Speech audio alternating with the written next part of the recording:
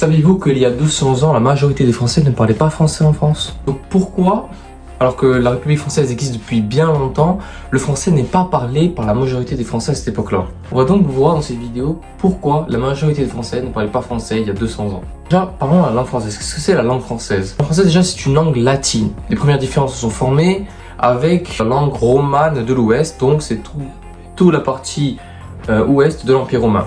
Et c'est à partir de ce moment-là que une langue s'est détachée du latin de base, qui a évolué. Ce sera que dans les années 700, 750, 730 que un vieux français va se former. Et le vieux français ne va pas beaucoup ressembler à celui d'aujourd'hui. Il va plus ressembler à de l'occitan ou même de l'italien. En effet, il va beaucoup évoluer, il va être influencé au fur et à mesure par des langues germaniques et par d'autres langues latines. Il va y avoir une grande évolution. Puis après, dans les années 1400, va se former un français moderne. Et puis, en 1789, un français contemporain qui va être imposé en France. En fait, dans certains textes, on voit déjà la langue française comme officielle en France. Mais dans les faits, en 1500, les gens parlaient plus des patois et des langues divergentes du français. Ce sera que vraiment en 1789, lors des révolutions françaises, que la langue sera imposée. Et c'est à partir de là que la langue française contemporaine que l'on parle aujourd'hui va être donc officialisée dans toute la France. Mais à cette époque-là, la majorité des gens ne parlaient pas français. Il y avait surtout ceux de Paris qui parlaient le français qu'ils ont imposé.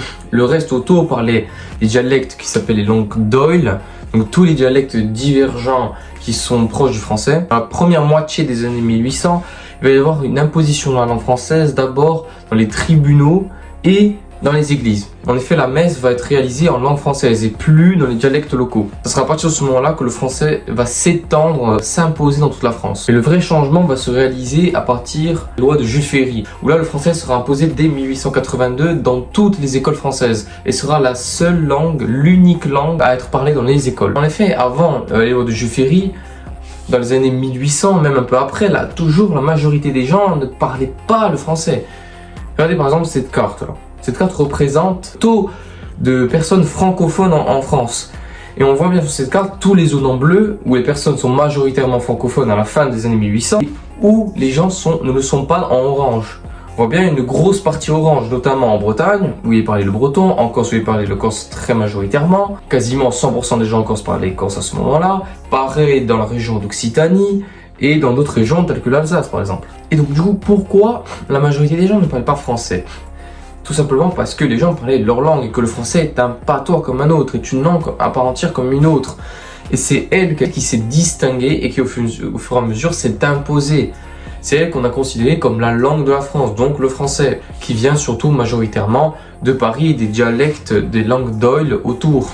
Et c'est celle-là qui a été imposée et c'est pour cela que la majorité des gens aujourd'hui parlent français en France. Mais cette imposition du français ne s'est pas faite en quelques jours. Ça a pris des années pour que les gens parlent français. En effet, rien que durant la Première Guerre mondiale, il y avait des difficultés pour les généraux français de donner des ordres à certains groupes parce que ils venaient de certaines régions de France, telles que la Corse, l'Occitanie, la Bretagne, qui ne comprenaient même pas le français, puisqu'ils ne parlaient pas le français. Donc il y avait des difficultés dans l'armée à comprendre les ordres, même à ce moment-là, donc de 14 à 1918, ce qui est quand même assez récent. Ça ne fait que 100 ans. Et toujours à cette période-là, l'entièreté des gens ne parlaient toujours pas français. Encore, c'est vraiment qu'à partir des années 1950-70 que la langue devient minoritaire et que le français commence à devenir majoritaire. Ça ne fait que pratiquement 50 ans en Corse. Et on peut remarquer ces cas-là de partout en Europe. En Italie, c'est la même chose. L'État italien s'est formé en 1870.